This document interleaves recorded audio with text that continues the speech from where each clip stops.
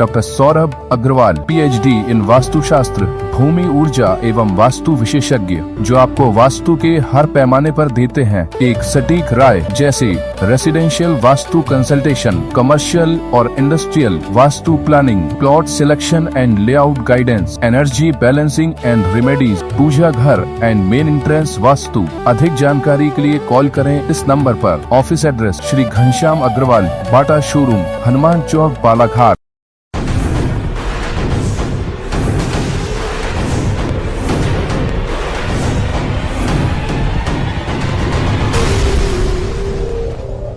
बालाघाट जिले के इतिहास में पहली बार 10 खूंखार नक्सलियों ने मुख्यमंत्री डॉक्टर मोहन यादव के सामने आत्मसमर्पण किया।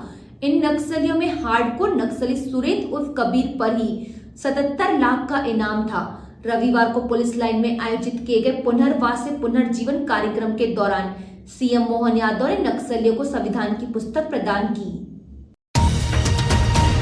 आपको बता दें कि सरेंडर करने वाले नक्सलियों में SZC सचिव सुरेंद्र उर्फ कबीर, राकेश ओडी उर्फ मनीष, जरीना उर्फ जोगी मुसाक, नवीन नुप्पू उर्फ हिडमा, सलिता उर्फ सावित्री, जयशीला उर्फ ललिता अयोम, शिल्पा नुप्पो, समर उर्फ समारू, लाल सिंह मरावी उर्फ सिंगा और विक्रम उर्फ हिडमा वट्टी हैं। सभी आरोपी करीब 1 से 2 दशक से नक्सली संगठन से जुड़े हुए थे, जिन्होंने अपने अपने खतरनाक हथियारों के साथ आत्मसमर्पण किया। आयोजित किए गए मंची कार्यक्रम के दौरान जिले के प्रभारी मंत्री उदय प्रताप सिंह, कटंगी विधायक गौरव पारधी, वारासिवनी विधायक विवेक पटेल, अन्य पिछड़ा वर्ग आयोग की सदस्य मौसम बिसेन, जिला पंचायत अध्यक्ष सम्राट सिंह सरस्वार, नगर पालिका अध्यक्ष भारती ठाकुर सहित अन्य जनप्रतिनिधि, IG Balaghat Sanjay Kumar Singh, IG CRPF Neetu Singh, collector Mrinal Meena सहित पुलिस विभाग का अमला मौजूद था। कार्यक्रम के दौरान पुलिस अधीक्षक आदित्य मिश्रा ने बताया कि बालाघाट जिले में वर्ष 1980 से यहां लड़ाई शुरू हुई थी। नक्सल उन्मूलन अभियान के अंतर्गत जिले में नवाचार किए गए, एकल सुविधा केंद्र खोले गए और नक्सल प्रभावित क्षेत्र के युवाओं को रोजगार से जोड़ा गया।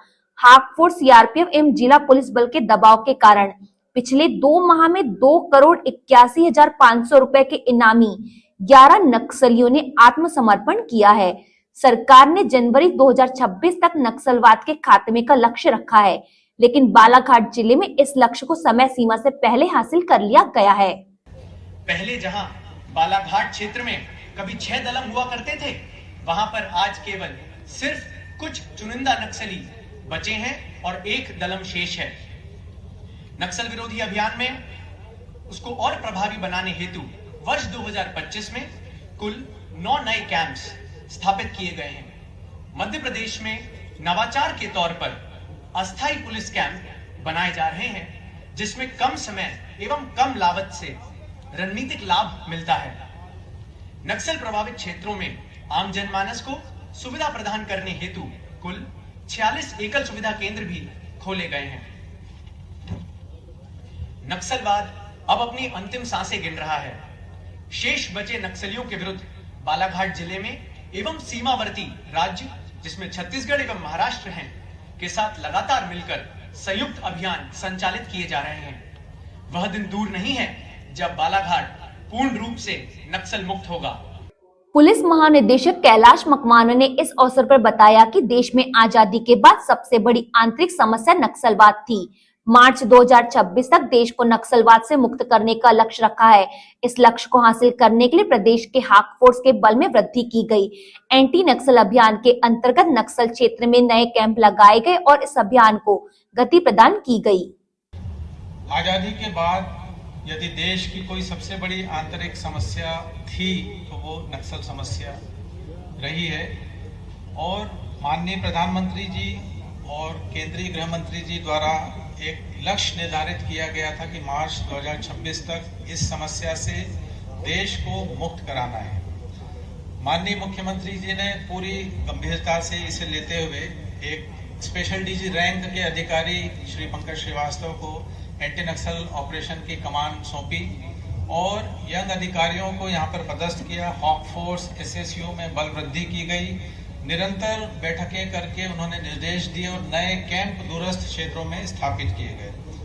एंटी नक्सल अभियानों में एक सिस्टमेटिक रूप से गति लाई गई। और 2025 में ही कई मुठभेड़ें लेकर 10 इनामी नक्सलियों को धराशायी करने में सफलता प्राप्त हुई। हमारे जो साथी अधिकारीगण हैं, IG Balaghat, IG CRPF, commandant Hawk Force, SP Balaghat और सभी उपस्थित हमारे अधिकारी जवान, सभी ने बहुत मेहनत से कार्य किया है और इसी के फलस्वरूप अभी कुछ माह पूर्व माननीय मुख्यमंत्री जी ने 64 पुलिस ऑफिसर्स को मनोबल बढ़ाने के लिए आउट ऑफ टर्न प्रमोशन से भी सुशोभित किया था। दुर्भाग्य से हम अपने एक बहादुर साथी इंस्पेक्टर आशीष को हाल ही में वो शहीद हुए हैं, किंतु मैं पुनः माननीय मुख्यमंत्री जी का धन्यवाद देना चाहूँगा कि उन्होंने पूरी संवेदनशीलता बरतते हुए तत्परता से उनके छोटे भाई को सब इंस्पेक्टर डीएफ में नियुक्ति दी और 1 करोड़ की सहायता राशि भी उनके परिवार को प्रदान की। इस दौरान मुख्यमंत्री डॉक्टर मोहन यादव ने कहा, इंस्पेक्टर शहीद आशीष शर्मा का बलिदान आज सार्थक हो गया। नक्सल उन्मूलन के लिए उनका दिया गया बलिदान कर्तव्य के प्रति परम समर्पण को दर्शाता है। उन्होंने कहा, भारतीय लोकतंत्र में हिंसात्मक गतिविधियों का कोई स्थान नहीं है। दुनिया की कोई ताकत हमें रोक नहीं सकती। हथियार उठाने की अनुमति किसी भी व्यक्ति को नहीं दी जाएगी। मुख्यमंत्री ने कहा कि प्रधानमंत्री नरेंद्र मोदी और केंद्रीय गृह मंत्री अमित शाह का अभिनंदन, जिनके नेतृत्व में लाल सलाम को आखिरी सलाम देने का समय आ गया है। उन्होंने बताया कि इस अभियान को मार्च 2026 तक पूरा करने का लक्ष्य रखा गया था, लेकिन प्रदेश की सुरक्षा एजेंसियों और पुलिस के अदम्य साहस के कारण इसे अब जनवरी 2026 तक ही पूरा कर लेने का रोड मैप तैयार कर लिया गया है।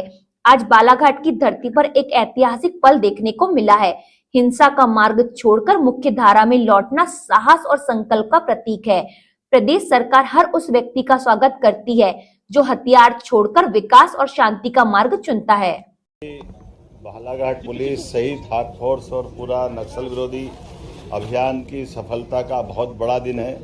मेरी अपनी ओर से यशस्वी प्रधानमंत्री श्रीमान नरेंद्र मोदी जी, माननीय गृह मंत्री जी के उस आह्वान के लिए आज हमारी पुलिस ने बड़ा काम किया है, जिनमें डेडलाइन दी कि 2026 जनवरी तक हर हालत में या तो नक्सलवादी सरेंडर करे या उनको हम मैदान से समाप्त करेंगे। उसी अभियान में बीते दिनों 1 नवंबर को एक बड़ी नक्सल नेता सुनीता ने, जिस पर 17.5 लाख का इनाम था, सरेंडर किया था और मध्य प्रदेश के इतिहास का ये सबसे बड़ा सरेंडर आज हमारा यहाँ 10 अलग अलग सदस्यों द्वारा किया गया, जिसमें सुरेंद्र उर्फ कबीर, जिस पे 62 लाख का इनाम है।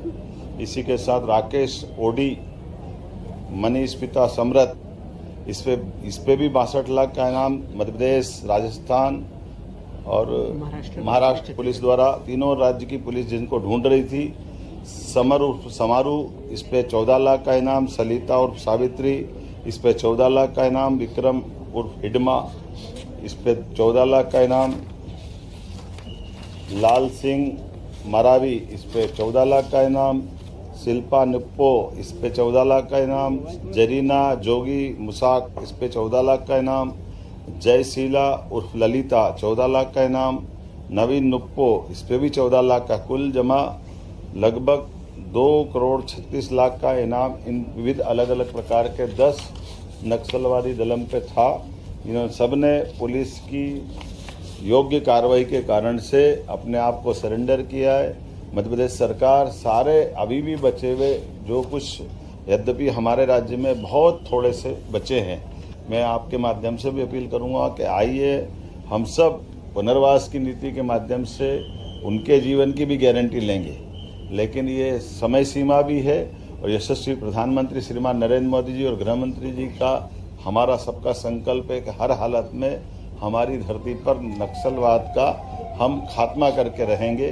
तो मैं एक बार फिर आज इस बालाघाट के सारे पुलिस अधिकारियों को, सभी प्रकार के हमारे वरिष्ठ अधिकारियों को, पुलिस जवानों को, सरकार के माध्यम से हम सभी प्रकार के अभियान चलाने के लगातार सतत रूप से उसकी चिंता भी कर रहे हैं और कई कारणों से जनता की जन कल्याणकारी योजनाओं के लिए भी नीचे तक उतारते हुए। एक और खास बात, हमारे राज्य के अंदर आज भी जिन्होंने समर्पण किया है, ये हमारे दबाव के कारण हुआ है और इसमें से अधिकांश लोग हमारे गैर मध्य प्रदेश के हैं, लेकिन हमारे राज्य के अंदर हम किसी प्रकार की गतिविधि नहीं चलने देंगे, यह उसका परिणाम है। उम्मीद करते हैं अगर और भी कुछ बाहर के बच्चे होंगे तो उनसे मुक्त कराएंगे। हमारे 2 साल के चले हुए अभियानों में डिंडोरी मंडला तो पूर्णतः नक्सलवादी गतिविधि से मुक्त पाया गया। आज के बाद हमारा ये बालाघाट का भी करीब करीब पूरा हिस्सा और खास करके कान्हा बांधवगढ़ ये जो हमारे टाइगर अभयारण्य है इनके अंदर जो संभावना रहती थी वो भी शून्य हुई है। उम्मीद करेंगे कि और जल्दी अच्छे परिणाम आएंगे। एक बार फिर मेरी अपनी ओर से सभी अधिकारियों को बधाई।